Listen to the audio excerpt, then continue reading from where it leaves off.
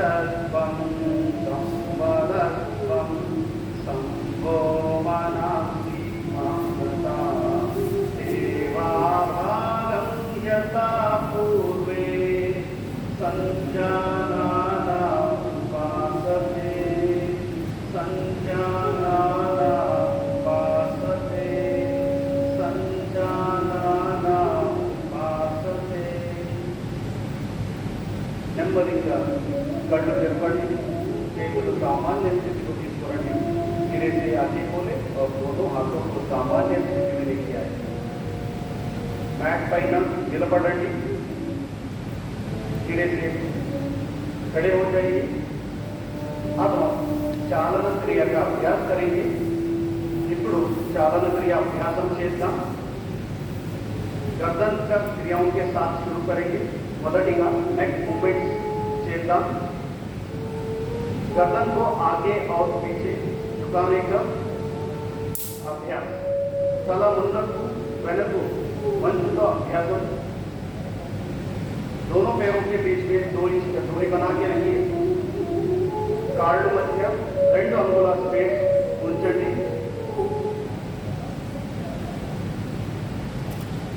చేతులు నడుము మీద ఉంచండి सांस छोड़ते हुए गर्दन को आगे की ओर झुकाइए श्वास वदलुतो तला मुंदक्कु वंचंडी और धीरे से सांस भरते हुए गर्दन को पीछे की ओर झुकाइए श्वास తీసుకుంటూ तला వెనక వంచండి మరొకసారి प्रैक्टिस చేద్దాం एक और बार इसका अभ्यास करेंगे पूरा श्वास प्रश्वास पर ध्यान देते हुए फोकस नेक मसल పైన ఉండాలి धीरे से श्वास छोड़ते हुए सामान्य स्थिति में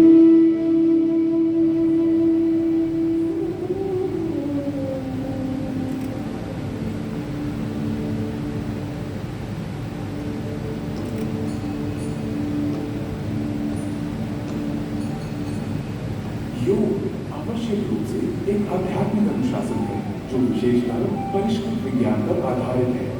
यह स्वस्थ जीवन के लिए एक कला और विज्ञान है। योग शब्द की उत्पत्ति संस्कृत के शब्द युग से हुई है जिसका अर्थ जुड़ने या एकजुट होने से है। यौगिक लेखों के आधार पर योग का अभ्यास व्यक्तिगत चेतना को सार्वभौमिक चेतना के साथ मिलन करने के लिए अग्रसर करता है।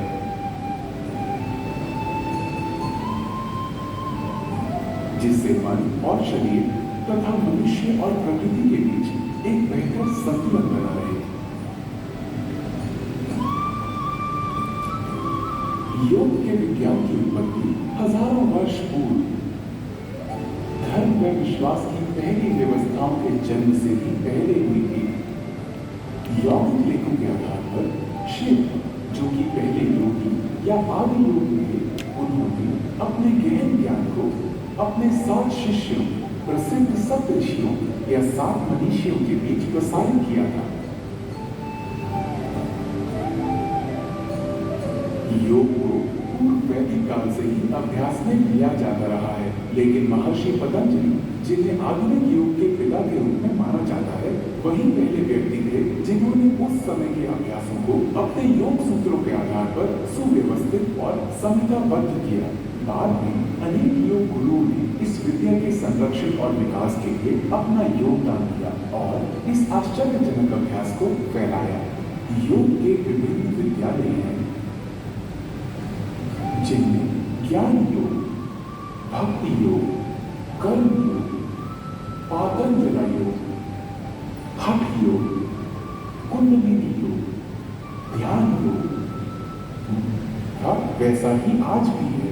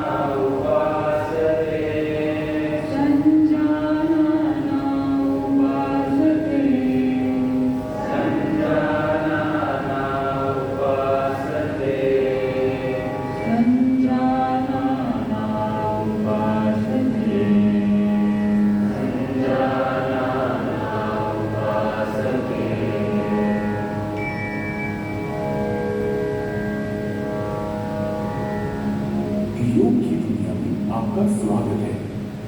आइए अब हम योग साधना का अभ्यास चालन क्रियाओं यानी शिथिलता अभ्यासों से करते हैं, जो शरीर में सूक्ष्म रूप से रक्त संचार को बढ़ाते हैं।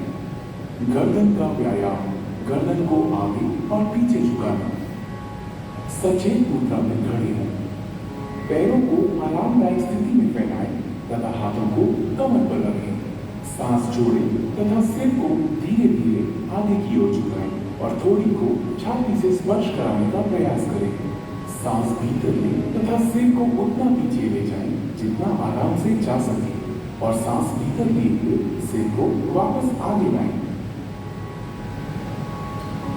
गर्दन को बाहिनी तथा दाहिनी ओर झुकाएं। सांस छोड़ें तथा सिर को धीरे धीरे दाहिनी तरफ झुकाएं। कान को कंधे के उतना अधिक निकट ले जाएं जितना संभव हो। सांस भीतर लें तथा सिर को सामान्य स्थिति में लाएं। सांस छोड़ें तथा सिर को बाईं तरफ झुकाएं। सांस भीतर लें तथा सिर को वापस सामान्य स्थिति में लाएं। दाहिनी और बाहिनी ओर घुमाना। सांस छोड़ें तथा सिर आराम से दाहिनी तरफ इतना घुमाएं कि थोड़ी कंधे की सीध में आ जाए। सांस भीतर लें तथा सिर को वापस सामान्य स्थिति में लाएं। सांस छोड़ें तथा सिर को बाईं तरफ घुमाएं। सांस भीतर लें तथा सिर को वापस सामान्य स्थिति में लाएं। गर्दन को घुमाना। सिर को आगे की ओर झुकाकर थोड़ी को छाती से स्पर्श कराने का प्रयास करें। सांस भीतर लें तथा सिर को घड़ी की सुइयों की दिशा में घुमाएं। सिर नीचे की ओर जाते समय सांस छोड़ें। सिर को घड़ी की सुइयों की विपरीत दिशा में घुमाएं। गर्दन के चारों ओर खिंचाव, गर्दन के जोड़ों और मांसपेशियों के शिथिलन तथा गर्दन के तनाव के दूर होने की अनुभूति करें। गर्दन में दर्द और स्पॉन्डिलाइटिस की शिकायत वाले लोगों को यह व्यायाम आराम से करना चाहिए। स्कंद संचालन। दोनों पैर परस्पर मिले हुए हों। पैर से सिर तक के हिस्से को सीधा रखें। भुजाओं को बगल में रखें। श्वास खींचते हुए बगल से दोनों भुजाओं को अपने सिर से ऊपर उठाएं। हथेलियां ऊर्ध्व दिशा में हों। श्वास छोड़ते हुए दोनों भुजाओं को बगल में वापस ले आए। जब हाथों को सिर से ऊपर उठाएं तो ध्यान रखें कि वे सिर को स्पर्श ना करें। इसी तरह जब हाथों को नीचे लेकर आए तो इस बात का ध्यान रखें कि जांघों को वे स्पर्श ना करें। उंगलियों को मिलाते हुए दोनों हथेलियों को पूरी तरह खोलें।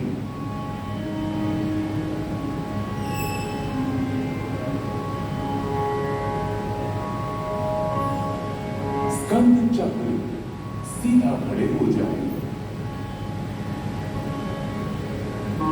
बाएं हाथ की उंगलियों को बाएं कंधे पर रखें और उसी तरह दाएं हाथ की उंगलियों को दाएं कंधे पर। दोनों उंगलियों को पूरी तरह चक्राकार घुमाएं। आगे की ओर कोहनियों को घुमाते हुए वक्ष स्थल के सामने स्पर्श कराने की कोशिश करें और जब कोहनियों को घुमाएं तो उन्हें कानों के समीप ले जाने की कोशिश करें। इसी तरह विपरीत दिशा में भुजाओं को खींचते हुए घुमाएं और कोशिश करें कि इस दौरान भुजाएं शरीर को स्पर्श करें। इस क्रिया को बाएं से दाएं अर्थात घड़ी की सुई की विपरीत दिशा में 5 बार दोहराएं। इस क्रिया के अभ्यास से हड्डियां, मांसपेशियां और स्कंद क्षेत्र की तंत्रिकाएं स्वस्थ रहती हैं। यह अभ्यास गर्दन की रीढ़ की हड्डी की अपकर्षक अर्थात सर्वाइकल स्पॉन्डिलाइटिस बीमारी को दूर करने में सहायक है। धड़ को घुमाना। पांवों को परस्पर 2 फुट की दूरी पर रखें। दोनों हाथों को छाती की ऊंचाई पर इस प्रकार उठाएं कि दोनों हथेलियां एक दूसरे के सामने हों। सांस छोड़ें। शरीर को दाहिनी तरफ इतना घुमाएं कि बाईं हथेली दाहिने कंधे को स्पर्श कर ले। सांस भीतर लेते हुए वापस लौटें। अब सांस छोड़ें। शरीर को बाईं तरफ इतना घुमाएं कि दाहिनी हथेली बाईं कंधे को स्पर्श कर ले। सांस भीतर लेते हुए वापस लौटें। पुनः दोहराएं। सांस लेते हुए धीरे धीरे करें। मेरुदंड या डिस्क संबंधी समस्या होने पर तथा मासिक धर्म के दौरान यह व्यायाम न करें। खड़ी मुद्रा में विश्राम करें। घुटनों को चलाना। सांस भीतर लें, अपनी भुजाओं को कंधों तक उठाएं, सांस छोड़ें, घुटने मोड़ें तथा अपने शरीर को शून्य की मुद्रा में नीचे लाएं। सांस भीतर लें और शरीर को सीधा करें। 2 बार और दोहराएं। इस व्यायाम से घुटने तथा कूल्हे के जोड़ मजबूत होते हैं। अत्यधिक आर्थराइटिस की समस्या होने पर इस व्यायाम को छोड़ दें। हाथों को नीचे लाते समय सांस छोड़ें। आइए अब योगासन की तरफ बढ़ें। ताड़ासन। ताड़ का अर्थ है ताड़ का पेड़। पैरों को परस्पर 2 इंच की दूरी पर रखें। उंगलियों को आपस में जकड़ें तथा कलाइयों को बाहर की तरफ मोड़ें। सांस भीतर लें तथा भुजाओं को ऊपर उठाते हुए कंधों की सीध में ले जाएं। एड़ियों को भूमि से ऊपर उठाएं और अंगूठों पर संतुलित हों। इस स्थिति में 10 से 15 सेकंड तक रहें। ये आसन शरीर में मजबूती लाता है, रीढ़ से जुड़ी तंत्रिकाओं के संतुलन को ठीक करने में सहायता देता है और गलत मुद्राओं को ठीक करता है।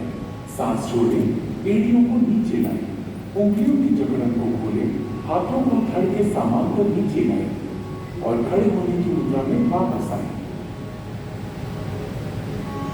वृक्षासन।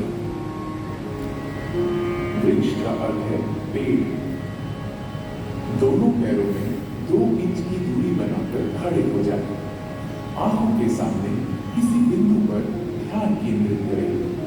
श्वास को शरीर के बाहर छोड़ते हुए दाएं पैर को मोड़कर उसके पंजे को बाएं पैर की अंदरूनी जांघ पर रखें। अभ्यास करते समय ध्यान रखें कि एड़ी मूलाधार अर्थात पेरिनियम क्षेत्र से मिली होनी चाहिए। गहरी श्वास लेते हुए दोनों हाथों को ऊपर की ओर ले जाएं और हथेलियों को परस्पर मिलाएं। इस स्थिति में 10 से 15 सेकंड्स तक रहें। इस दौरान सामान्य रूप से श्वास प्रश्वास करें। यह आसन तंत्रिका तंत्र की स्नायुओं को बेहतर और शरीर को संतुलित बनाता है। आर्थराइटिस रोग से ग्रसित होने पर इस आसन का अभ्यास ना करें।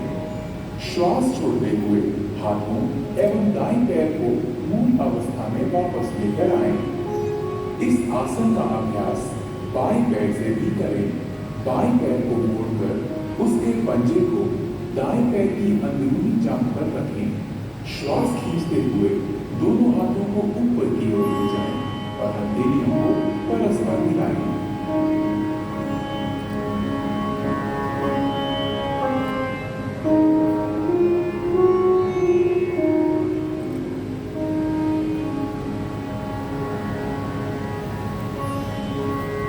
पादहस्तासन।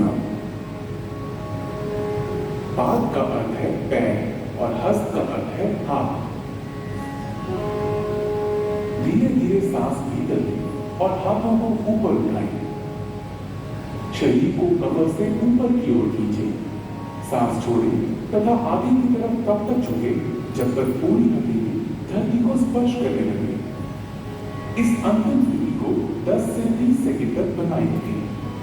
जिन लोगों को पीठ की अकड़न की समस्या हो उन्हें अपनी क्षमता के अनुरूप ही झुकना चाहिए। अब सांस भीतर लें, धीरे धीरे सीधी स्थिति में आए और भुजाओं को सिर के ऊपर ले जाकर खींचें। सांस छोड़ें और धीरे धीरे प्रक्रियाओं को विपरीत क्रम में करते हुए प्रारंभिक स्थिति में आए। विश्राम करें।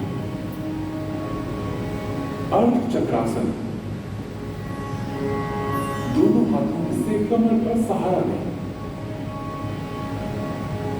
सांस छोड़ें, सिर को पीछे झुकाएं, गर्दन की मांसपेशियों को खींचें तथा रीढ़ के निचले हिस्से से पीछे की ओर झुकें। सामान्य सांस लेते हुए विश्राम करें। इस स्थिति में 10 से 30 सेकंड तक रहें। अर्ध चक्रासन रीढ़ को लचीला बनाता है तथा वेद तंत्रिकाओं को मजबूती प्रदान करता है। ये सांस लेने की क्षमता को बेहतर बनाता है।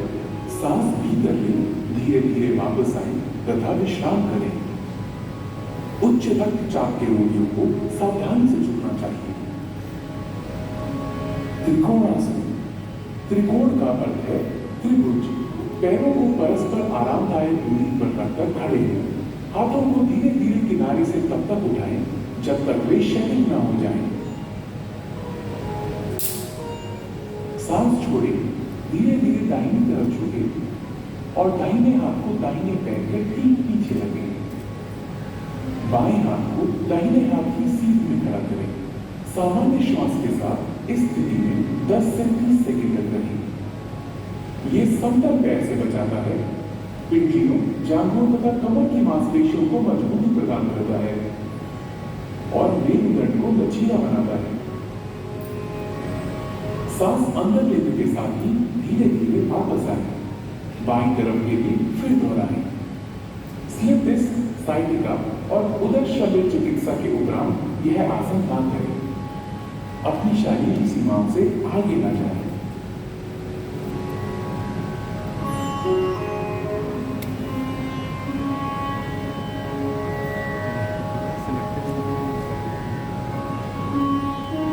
भद्रासन।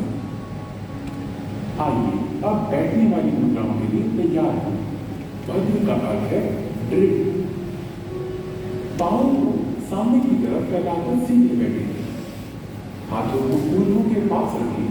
ये दंडासन है। अब अपने पैरों के तलवों को एक साथ रखें। सांस छोड़ें और अपने हाथों को अपने पैरों के अंगूठों पर कसें। अपनी एड़ियों को जितना संभव हो उतना मूलाधार के पास लाएं। ये अंतिम स्थिति है। इस स्थिति में कुछ देर तक रहें।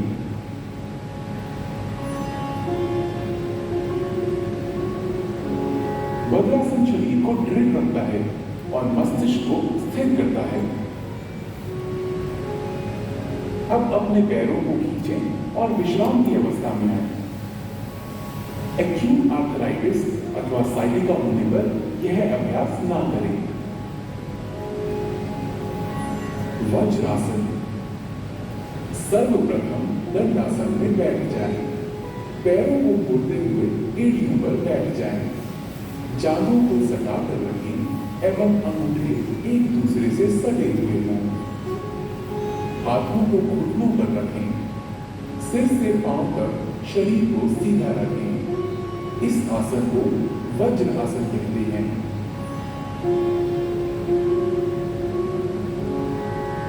अर्धपुष्टासन। सर्वप्रथम वज्रासन में बैठ जाएं। घुटनों के बल खड़े हो जाएं। हाथों को कमर पर इस प्रकार रखें कि अंगुलियां जमीन की ओर हो। कोहनियों एवं कंधों को समानांतर रखें। अब सिर को पीछे की तरफ झुकाते हुए ग्रीवा की मांसपेशियों को खींचें। श्वास को अंदर खींचते हुए धड़ को जितना संभव हो सके उतना झुकाएं। श्वास बाहर छोड़ते हुए इस स्थिति में शिथिल हो जाएं।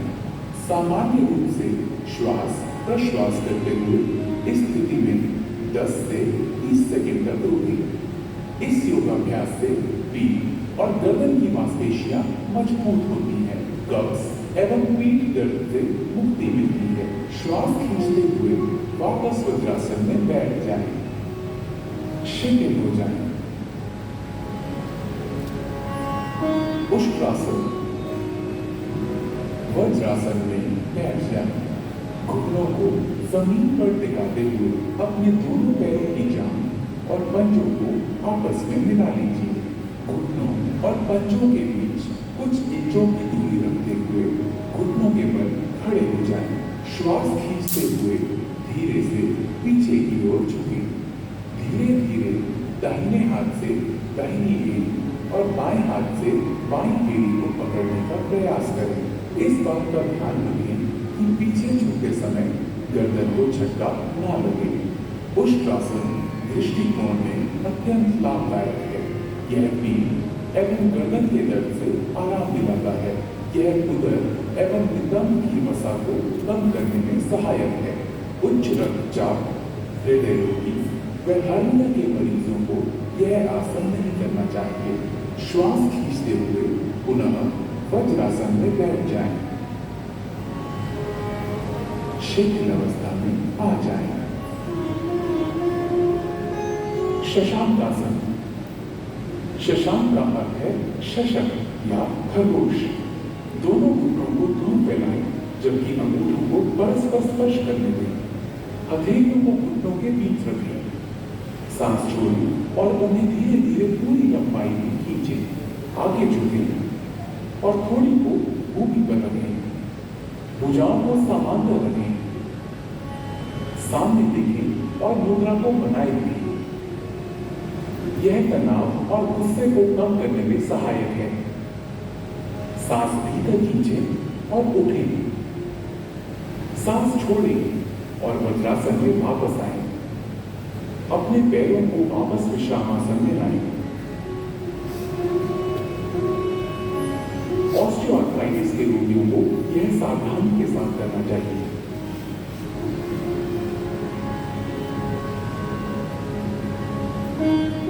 उत्तान मंडितासन।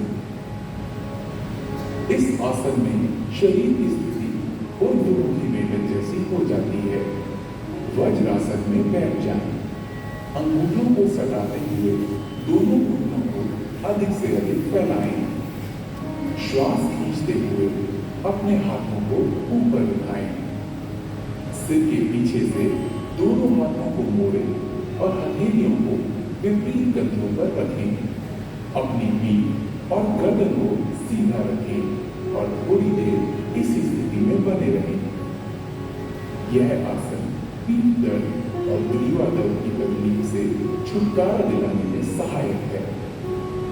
यह आसन शरीर के मध्य पट के लिए लाभदायक है। यह फेफड़े की कार्य क्षमता में वृद्धि करता है। घुटनों व जोड़ों के दर्द से पीड़ित व्यक्तियों को इस आसन से परहेज करना चाहिए। वापसी में श्वास खींचते हुए दोनों हाथों को धीरे धीरे सीधा करें और वापस ले आएं। अपने घुटनों को मिलाकर पूर्ववत स्थिति में ले आएं।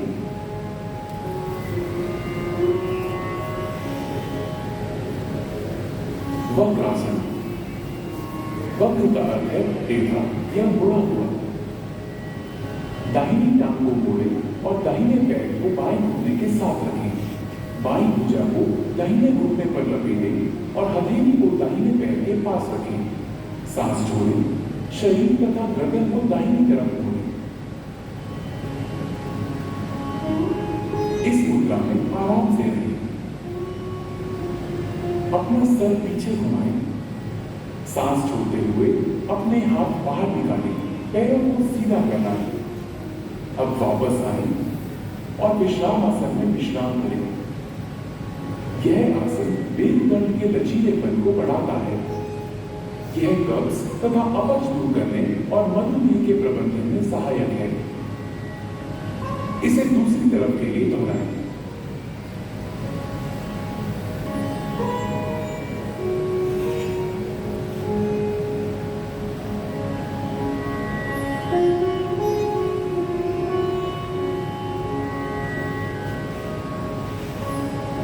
अपना सिर पीछे घुमाएं। सांस छोड़ते हुए अपने हाथ बाहर निकालें।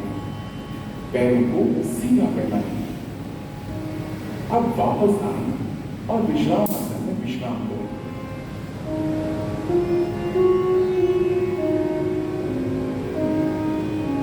मकर आसन।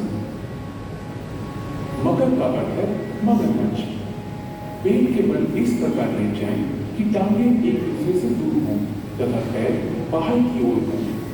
दोनों बाहें मोड़ दें तथा दाहिने हाथ को बाएं हाथ पर रखें। अपने सिर को हाथों पर रख लें। आराम करें। यह मकर आसन है।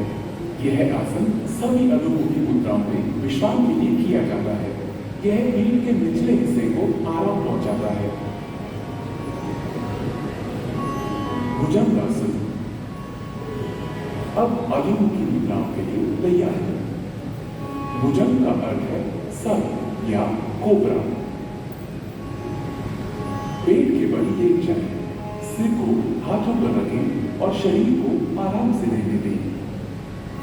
अब टांगों को आपस में जोड़ें और बाहों को खींचें। माथे को भूमि पर रखें। अब अपनी हथेलियों को छाती के पास रखें और कोहनियों को उठाएं। सांस भीतर लें और थोड़ी तथा नाभि के हिस्से तक छाती को ऊपर उठाएं। यह भुजंग आसन है। यह आसन तनाव के प्रबंधन के लिए सर्वोत्तम है। यह पीठ दर्द तथा श्वास संबंधी समस्याओं से निपटने में सहायक है। सांस छोड़ें, अपने माथे को भूमि पर रहने दें तथा बाहों को खींचें। अपनी टांगें फैलाएं, हथेलियां ऊंची करें तथा अपने सर को हथेली पर रखें और आराम करें। शलभ आसन। शलभ का अर्थ है पतंगा या टिड्डा। पेट के बल लेट जाएं, टांगें आपस में जोड़ दें। थोड़ी को भूमि पर रखें। दोनों हाथ शरीर के किनारे ऐसे रखें कि हथेलियां ऊपर की ओर हों। सांस भीतर लें, अपनी टांगों को भूमि से उतना ऊपर उठाएं जितना आप बिना घुटनों को मोड़े हुए उठा सकें। बाहों और टांगों को इस तरह फैलाएं कि शरीर आसानी से भूमि से ऊपर उठ जाए। इस स्थिति में आराम से रहें। यह आसन साइटिका तथा पीठ के निचले हिस्से के दर्द में राहत देता है। यह कूल्हे की मांसपेशियों को आकार देता है। अब सांस छोड़ें, टांगों को नीचे भूमि की ओर ले आएं। अपनी बाहें निकालें और भूमि पर विश्राम करें। हृदय रोगियों को यह मुद्रा नहीं करनी चाहिए। सेतुबद्धासन। ऊर्ध्वमुखी या पीठ के बल लेटकर की जाने वाली मुद्राओं की ओर।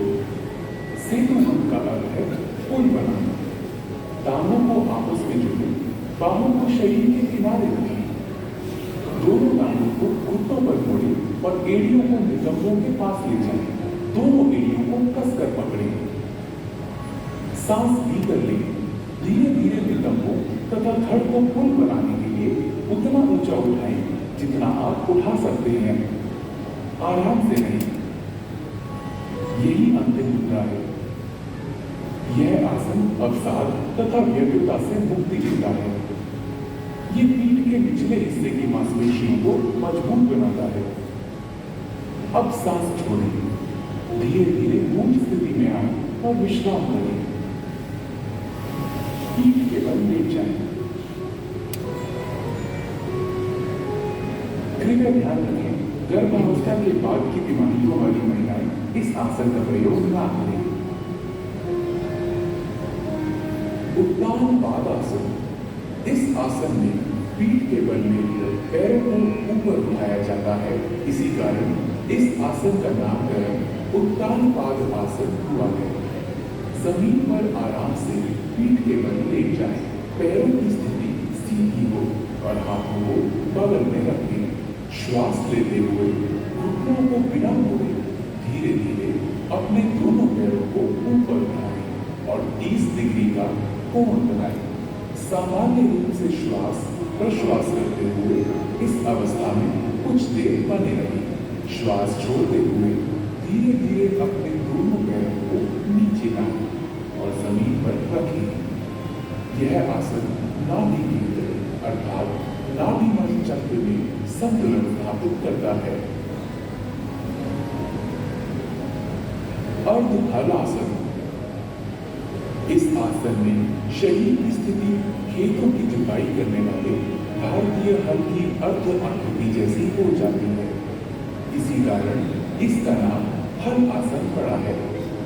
पीठ के बल लेट जाएं।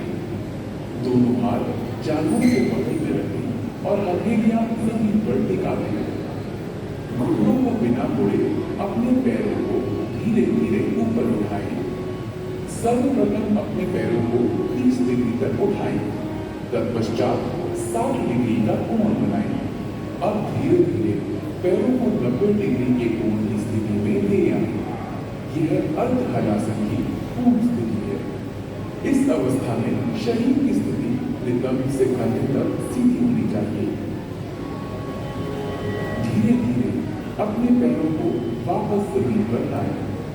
ध्यान रहे, वापसी की स्थिति में सिर जमीन से ऊपर ना उठे। यह आसन गहरे तनाव से ग्रस्त व्यक्तियों के लिए अत्यंत लाभदायक है, परंतु उन्हें बड़ी सावधानी पूर्वक यह आसन करना चाहिए। पीठ के नीचे निचले हिस्से के दर्द से पीड़ित व्यक्तियों को दोनों पैरों के साथ इस आसन को नहीं करना चाहिए। पवन मुक्त आसन। दोनों घुटने मोड़े तथा जांघों को छाती के पास लाएं। उंगलियों को आपस में जकड़ लें और घुटनों के नीचे पिंडलियों को अच्छी तरह पकड़ लें। सिर तथा कंधे उठाएं और घुटनों को थोड़ी से छूने का प्रयास करें। यह पवन मुक्त आसन है। यह कब्ज दूर करता है, उदर वायु से मुक्ति दिलाता है और पीछे की मांसपेशियों तथा मेरी तंत्रिकाओं को ठीक करता है। अपना सिर पीछे लाएं, सांस छोड़ें, अपनी टांगों को सीधा फैलाएं, आराम करें। उदर की चोटों, हर्निया, साइटिका तथा गर्भावस्था में यह अभ्यास ना करें।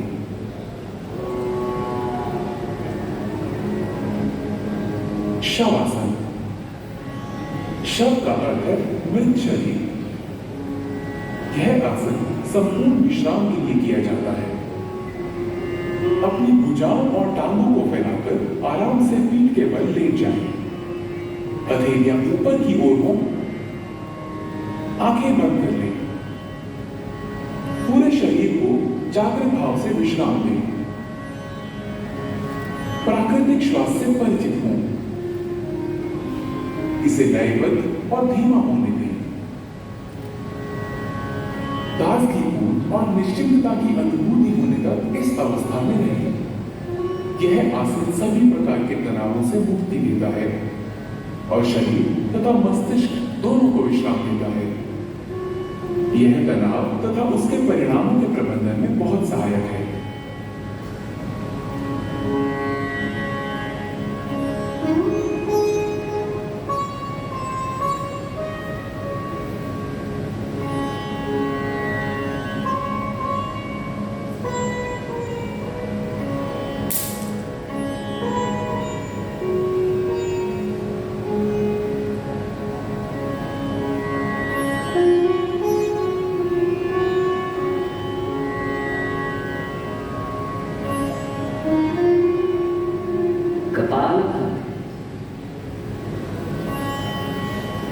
यह मस्तिष्क के अग्रभाग के श्वसन केंद्र को उत्तेजित करता है।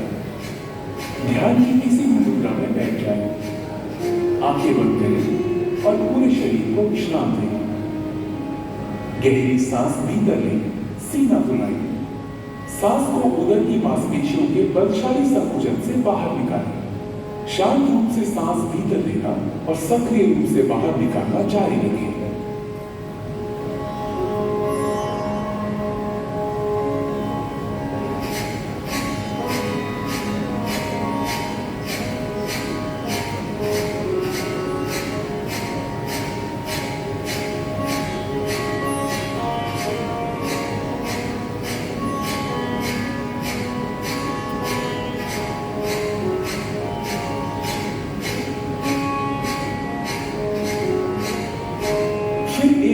सांस लें, धीरे धीरे बाहर निकालें और विश्राम लें। इस प्रक्रिया को 30 बार करें।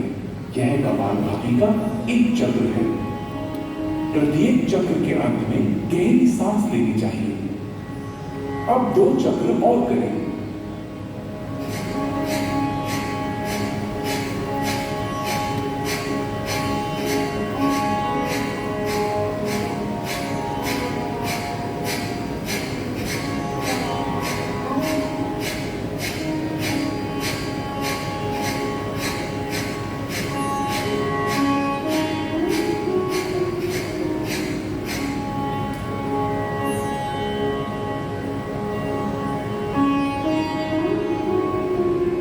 कपालभाति सामने की वायु नलिकाओं को स्वच्छ करता है। इससे कफ संबंधी समस्याओं के निदान में सहायता मिलती है। यह ठंड, राइनाइटिस, साइनसाइटिस, अस्थमा तथा श्वास संबंधी रोगों के उपचार में सहायक है।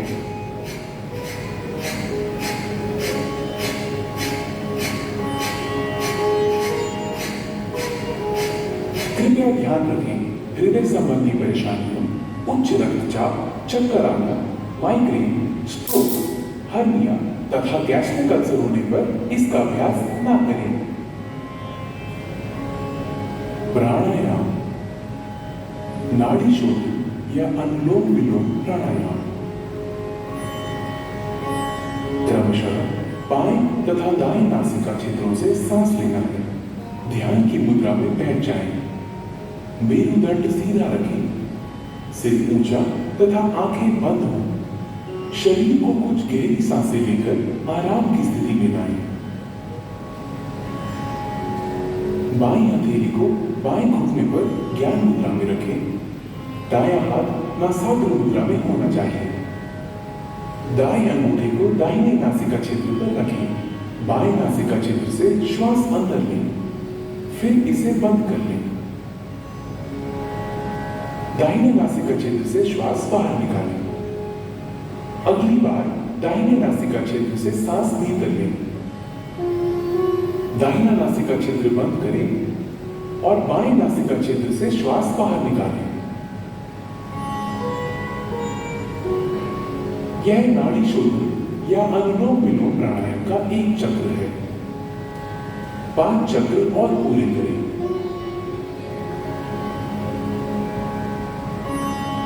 जो अनुलोम विलोम प्राणायाम प्रारंभ करने वाले नए लोग हैं, उनके लिए श्वास अंदर खींचने और बाहर करने का समय समान होना चाहिए। धीरे धीरे इनके समय का अनुपात बढ़ाकर 1:2 करना चाहिए। सांस धीमी, स्थिर तथा नियंत्रित होनी चाहिए। इस प्राणायाम का उद्देश्य ऊर्जा के सभी प्रमुख मार्गों को शुद्ध करना है।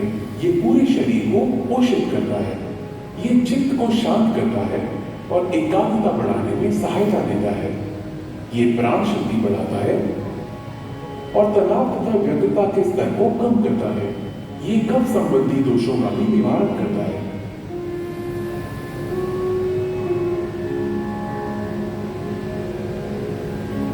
शीतली प्राणायाम। शीत का अर्थ है ठंडा।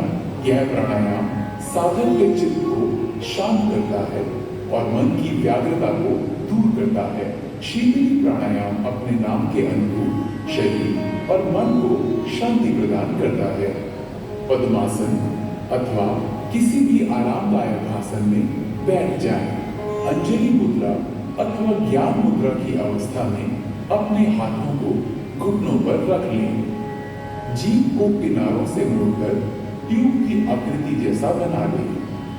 इस ट्यूब नुमा जीभ से सांस लेते हुए जितना हो सके वायु को फेफड़ों में भरें और मुंह बंद कर लें और दोनों नासिका रंध्रों से धीरे धीरे श्वास छोड़ें।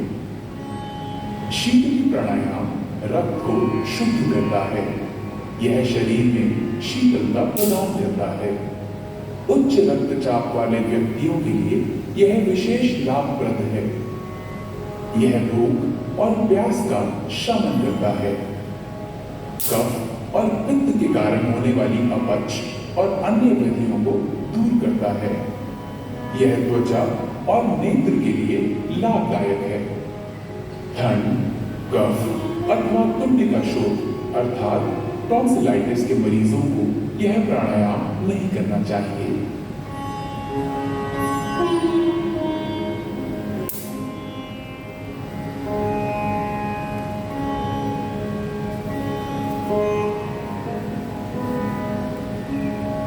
भ्रामरी प्राणायाम।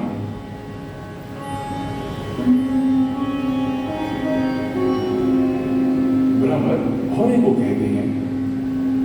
इस प्राणायाम में श्वास छोड़ने के समय जो ध्वनि निकलती है वो भौरे के बुन से मिलती जुलती लगती है। दोनों नासछिद्रों से गहरी सांस भीतर लें। नियंत्रित तरीके से गहरी और स्थिर भौरे की बुन की जैसी ध्वनि के साथ श्वास बाहर छोड़ें।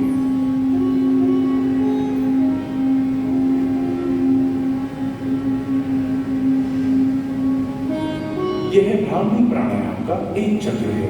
2 बार और दोहराएं।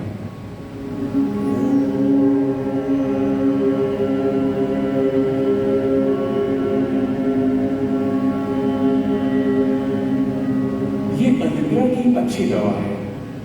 इसे तनाव संबंधी विकारों को दूर करने में बहुत कारगर पाया गया है।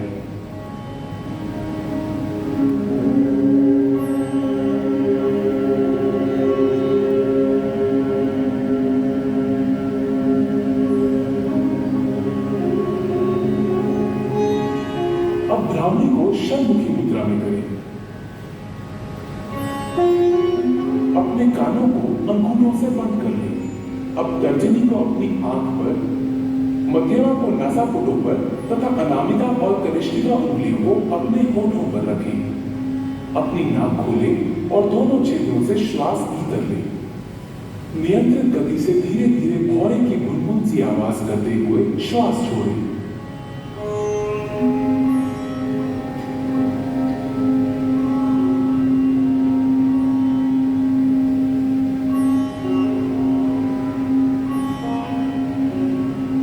यह एकाग्रता और ध्यान के प्रारंभ के लिए तैयारी करने का प्राणायाम है।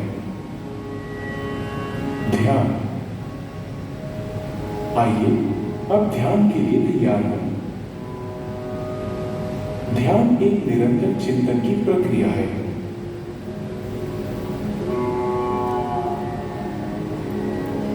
ध्यान की किसी भी मुद्रा में बैठे।